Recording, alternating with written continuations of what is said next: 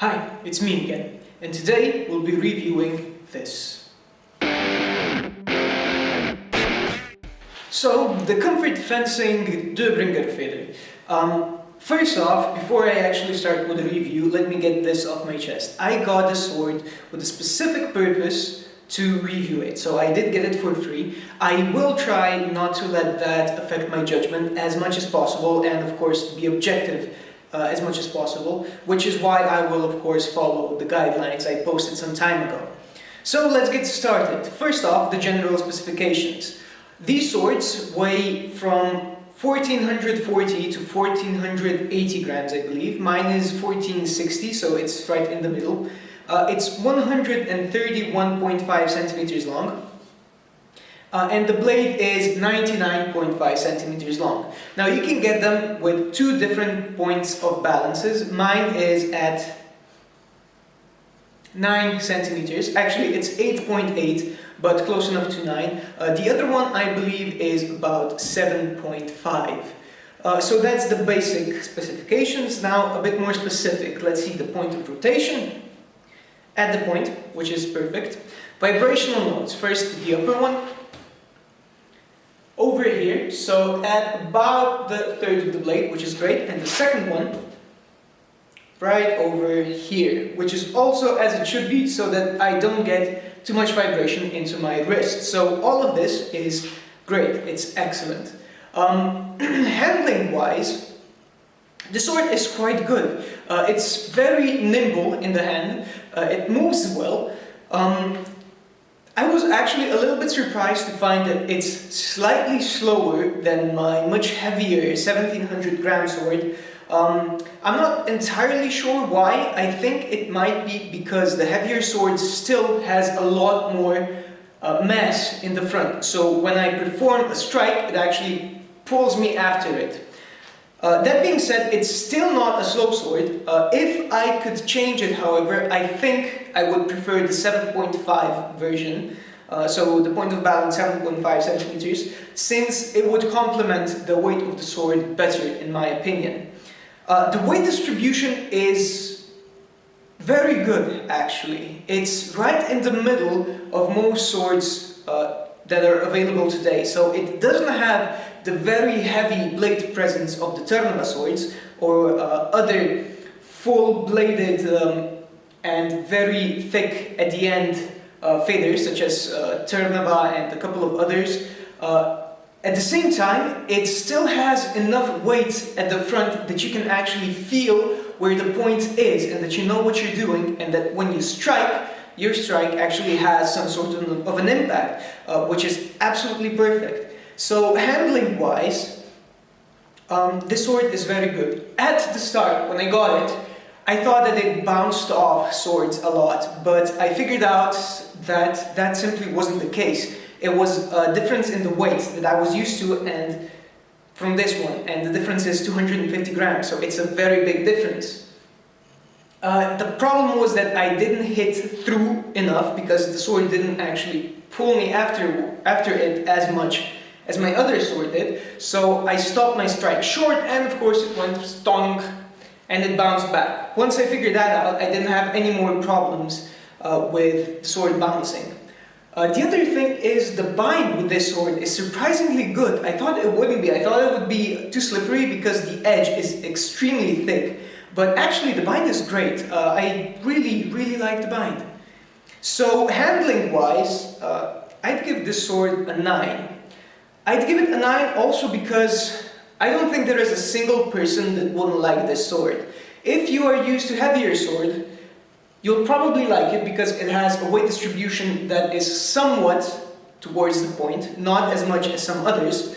And if you like lighter swords, you will be accustomed to it already because it's very light, and you will probably also like having more mass at the front, but not as much as, say, a Turnava would have. One last thing for handling. This will also be mentioned in the miscellaneous, but still. The handle is absolutely amazing. I love the design of the handle because it just feels so natural to grip. It just lends itself to changing the grip excellently. So yeah, handling wise, this is a great sword. I give it a 9 out of 10. Now, as far as safety goes, this sword is probably the best I've seen so far. It doesn't have any sharp edges on the crossguard. The shield is very much rounded. The shield also protects the hand very well by being very capable in catching the blade on it. The edges are extremely thick, which I like, and the fuller is quite deep, so it takes a lot of the weight off and still allows the edge to be like over 2 millimeters in its thinnest point. So that's great. The punta it's not rolled, but it is thickened, which is excellent. I was afraid it would make the sword wobbly, but because it has such thick edges, it doesn't. And this is actually an excellent punta. It's nice and thick. It's great. The flex is also good. I'd actually say that this is slightly too flexible, but not too much so. If you don't defend well, you will see that the sword will start bending a lot in the strikes, so it does reward proper edge alignment, which is a good thing in my opinion. The one thing I don't quite like is that it tends to bend. It tends to take a set, so you can probably see here it took a very slight set. Now, it didn't do that as soon as I got it, obviously, but as soon as I do some more dedicated thrusts, it will bend and it will take a set. Now, this is more of a nuisance than anything else because the steel used is extremely high quality and it's been hardened to 48 Rockwell, which is low. Most of the swords are hardened to about 50 to 52, so that's why it does take a set, but it can be very easily straightened back. It might take off the life expectancy of the sword a little bit, but I still think such a sword should last at least 2 years because of the thick edges and the overall quality of the materials used.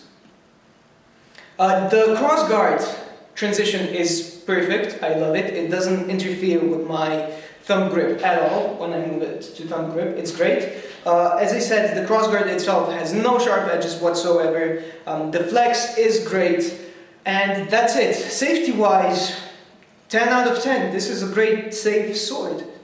And lastly, miscellaneous. First, the things I dislike about it. As I said, the flex is there's a little bit too much flex, but this is what bothers me more. It takes a set. It can be very easily straightened back, and it's completely straight. It didn't start to snake as of yet.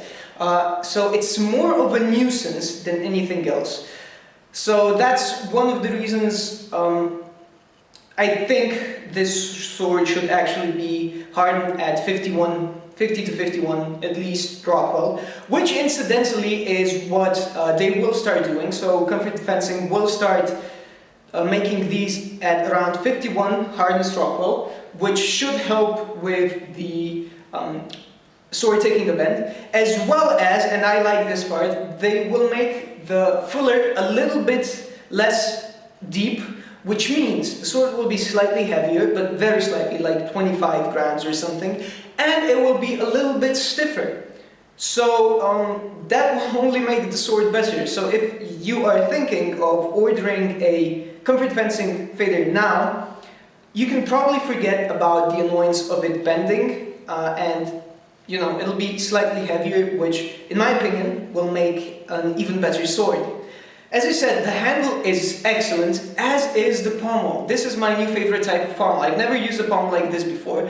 It's basically a sand stopper. So like a pier pommel, but it does have a ridge here. So when you move your hand, it actually stops it. It doesn't just slide down, it actually stops it where it needs to be, which is excellent if you like to move your hand on the grip.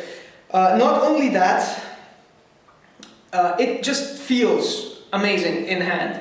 So what I wish is that Comfort Fencing would make these swords about 100 grams heavier. In my opinion, then this would be the perfect sword. I do believe that due to its taking a set, I should take some points off. Otherwise, this is a great sword. Overall, it definitely gets a solid 9 so far. I do wish they made it slightly heavier, at least like offer a version. But the main strength of this sword is, I think, that it's pretty much universal. Everyone will like it. It handles well in all the aspects that it should. It has a good bind. It has some blade presence. Of course, if you have a sword that's much heavier, the other sword will have more blade presence and you will be forced out. It has a very good sense of where the point is. It has a safe crossguard, a good pommel, a great grip, and it looks excellent.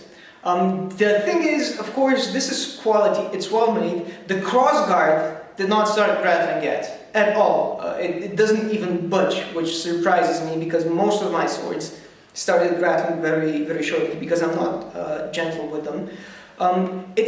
The edge damage is surprisingly minimal for a sword that is softer, about 4 points in hardness Rockwell, softer than the sword it's up against. And I'm not sure if you can see, but it really is minimal. It shows, but there are no deep notches, none whatsoever, which is impressive. So yeah, this is one of the better swords I've handled.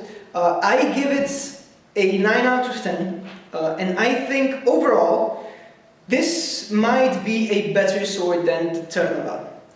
If you prefer the Turnava, of course the Turnava will still be better because it's a more specific sword. It's a sword that's more designed for a specific style of fencing. And personally, I still like the Turnava slightly better, but I am very happy with this sword. If it didn't bend, I think I could label this as basically the best sword on the market right now. I'm really happy that Rafael actually agreed and he made it public, the data on the steel. He has it on his Facebook page. He did it a while ago, so if you know something about steel, you can check it out. But the steel he uses is very, very high quality, which is excellent for this sword, and which is actually why it isn't such a problem that it takes a set. I've not heard of a sword like this breaking. I have heard of them bending and taking a set and having to be sent back, but none of them broke. And in my opinion, it's better to destroy a sword by bending it, let's say up to here, so 90 degrees plus, in very heavy thrusts, than it is breaking it, because it's less dangerous for the opponent. The new batch should be even better, so this sword has my official seal of approval. Thank you for watching, have a good one, and enjoy your fencing.